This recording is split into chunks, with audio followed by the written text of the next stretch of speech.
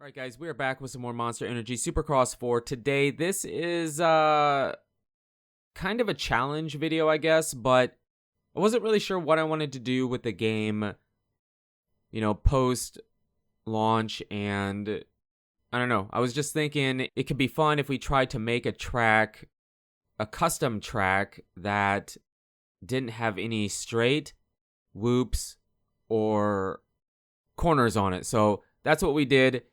Yeah, we'll talk about it when we get to the track, but I feel like we did pretty good, and it's a really annoying track.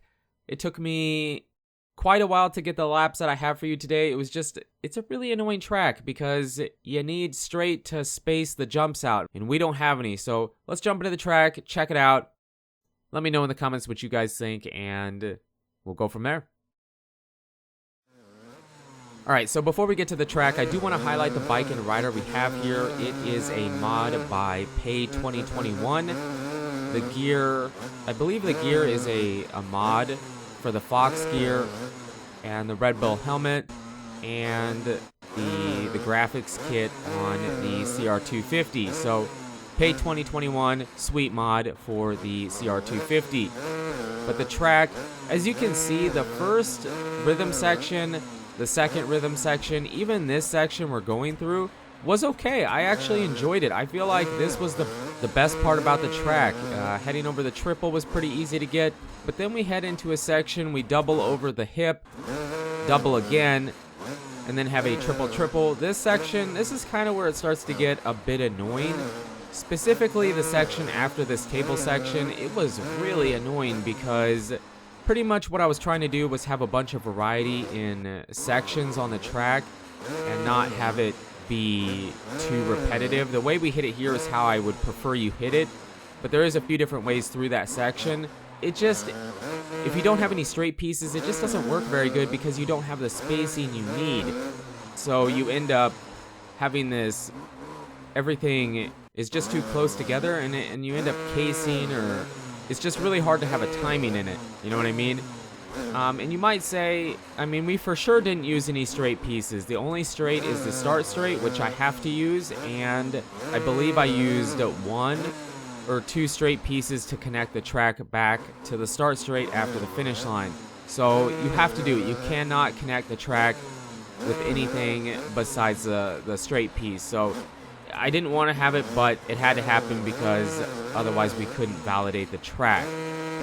So we didn't use any straight pieces for sure, besides the 1 or 2 I was talking about, and we didn't use any whoops on the track, and we didn't use any corners technically.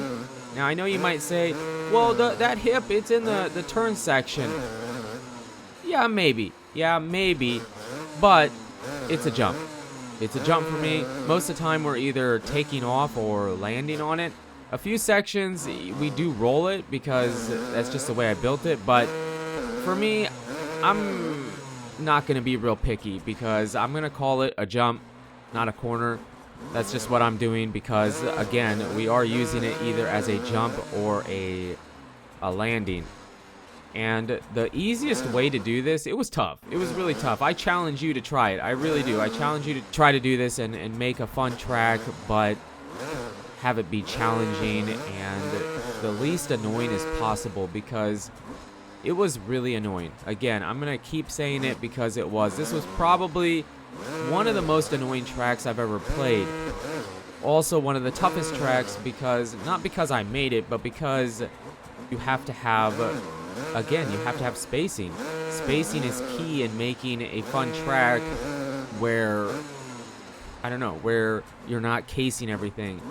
This track was tough because it required a lot of throttle control.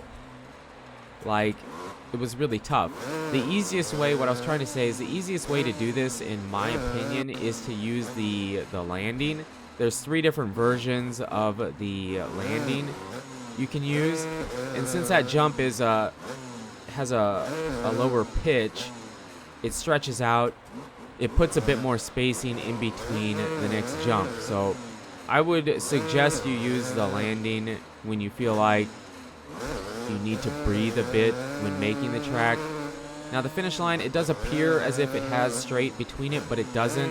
When you put down the finish line, if you've ever played a game or are used to the track editor, the start or the finish line for some reason puts a straight piece in front of it or behind it. I don't know why it does that. I don't think it used to be that way, but it is now. So yes, it isn't a straight piece, and it was out of my control. I wish I could have had it a different way, but that's just the way the finish line is. It has that extended piece in front of it. It's like the game is worried that you won't realize you need space to hit that jump. I don't know. But overall, I'm pretty happy with the track. Most of the laps are the same. It doesn't have a ton of line choice on it because the most line choice would probably be in this section, the section I was saying that is really, really annoying. We really mess it up here, and I feel like if you were racing on it or whatever, that is probably where the races would be won and lost in that section. The section after it can be a bit annoying too, and the section after that also can be. I haven't talked about that. The triple in, I don't know. It was easy when I was making the track using Cooper Webb on the KTM 450, but when I get on the 250 here, and the bikes feel very comparable. I've used them. I kind of have compared them, but I haven't done like a full extensive testing on it. But it was weird. It felt a decent amount tougher to hit some of these triples out of the hip after rolling it. It just felt tougher. And you might say, well, it's a two-stroke. It doesn't have the low end torque. Well, yeah, but it's a video game, and I'm pretty sure the bikes are very similar. I wouldn't say the 450 has a ton more low end in the game. Maybe it does. I mean, like I said, I haven't really tested them, but for the most part, they feel pretty similar in the game. So again, let me know in the comments what you guys think about this. I feel like it was a fun challenge. I feel like we did pretty good. Again, the first 33% of the track was by far my favorite part. And then the second or the middle part and even the end, I feel like it was good, but it just didn't work as good as the first third part of the track.